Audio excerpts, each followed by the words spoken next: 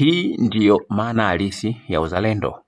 Wananchi wa Iran wanaendelea kuonyesha mshikamano mkubwa kwa nchi yao, jambo ambalo linaendelea kuvutia hisia za wageni duniani. Katika usiku wa kuamkia Jumapili, hali imekuwa tofauti, ambapo maelfu ya wananchi walijitokeza mitaani wakisherehekea kwa kuimba nyimbo mbalimbali za kizalendo, wakicheza na kupeperusha bendera za taifa lao. Shangwe hizo zimekuja kufuatia kumalizika kwa mapigano, hali iliyorejesha matumaini mapya kwa wananchi baada ya kipindi cha taharuki na sintofahamu. Katika baadhi ya miji mikubwa kama Tehran, wananchi walionekana wakikusanyika kwa wingi wakionyesha furaha na mshikamano, huku wengine wakipiga honi za magari na kuwasha fataki kuashiria ushindi na amani.